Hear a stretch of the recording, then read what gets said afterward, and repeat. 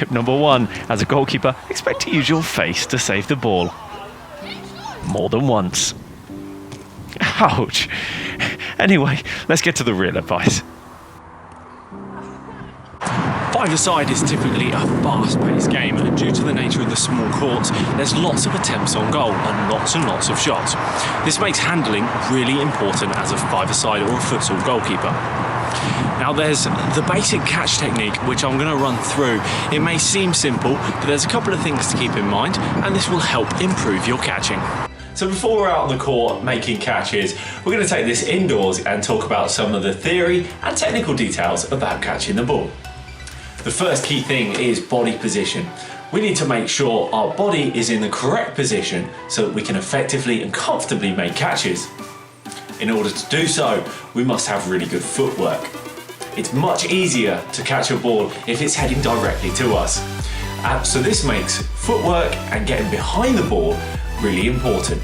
So work on moving those feet, work on drills to improve your foot speed, then you can get behind the ball so you can catch more simply and easily.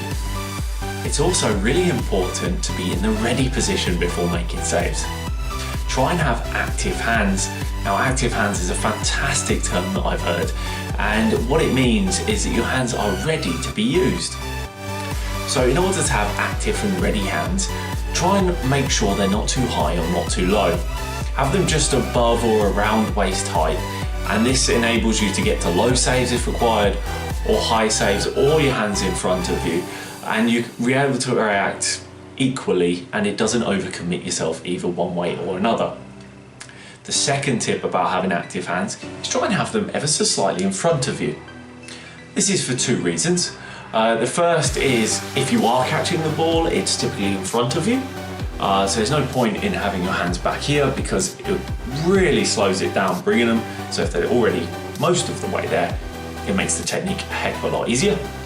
Secondly, it's a bit psychological.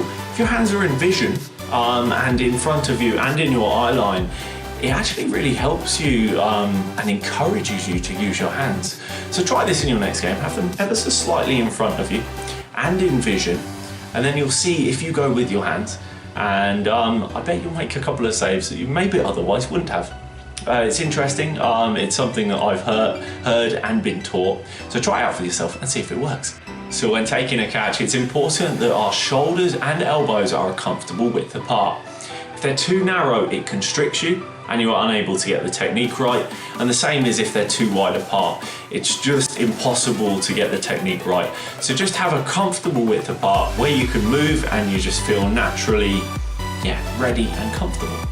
Now, hand position is a much talked about thing amongst futsal and football goalkeepers and coaches. I'm going to talk about and go through two techniques, and it's really up to you in which one you use, as they both have their advantages. Now, the first is the classic W technique. The W technique is taught and really encouraged by a lot of goalkeeping coaches, just simply because it's really natural and obvious to use. It's basically where you create a letter W with your thumbs. Now you guide the ball into the center of your thumbs using your thumbs as a backstop, and as the ball hits your thumbs, you wrap the rest of your hands around the ball. This is really natural, this is really fast, and it's a fairly safe and comfortable method in which to catch the ball, and this is why I think it's widely taught and widely preferred amongst goalkeeping circles. The second technique, and I've seen it become more and more apparent, and I think a lot of goalkeeper coaches are now teaching this one, is called the arrow technique. Now, the arrow technique is where the negative space between your hands forms an arrow.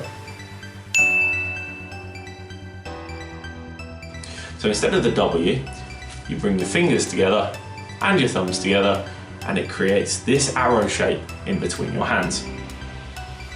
Now, in doing so, it distributes some of the stress and the pressure as the ball hits your hands away from the thumbs, which you normally get in the W technique, and distributes it across the fingers as well. This arguably creates more of a cradle and a more comfortable catch. Now, I'm unsure which is best. I'm trying to work with this arrow technique because I think it makes more sense to me, and it's something I'm trying to work into my game. but I do naturally just normally catch the ball like a W technique because I find it very comfortable and natural. So I recommend trying them both, see what works for you. Now let's get out onto the court and catch some balls.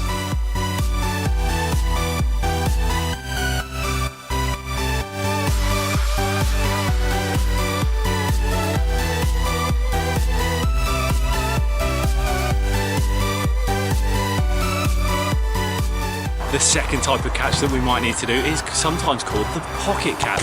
This is a more natural type of catch when the ball is lower, maybe around hip or stomach height.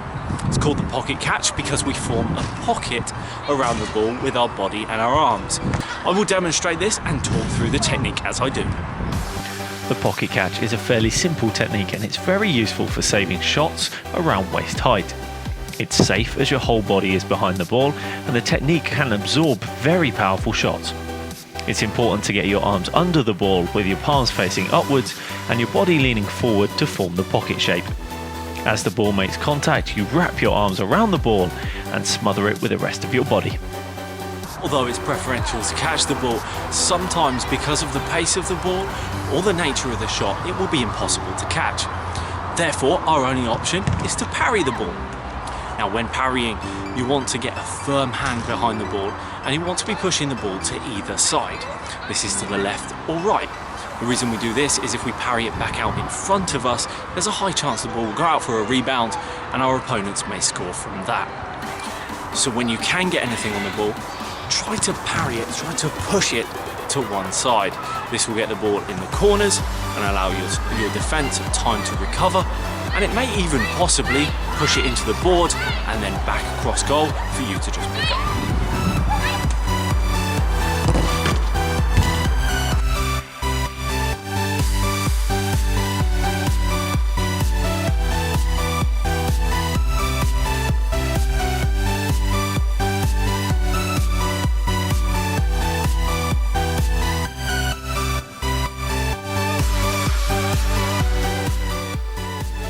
Thank you for watching, guys. I hope that you found this useful. I really do appreciate any like, any comment and any subscription. It means a lot to me. Check out some of the other videos for goalkeeping tips that are on this channel. And yeah, thank you very much, guys. Safe hands. Bye bye.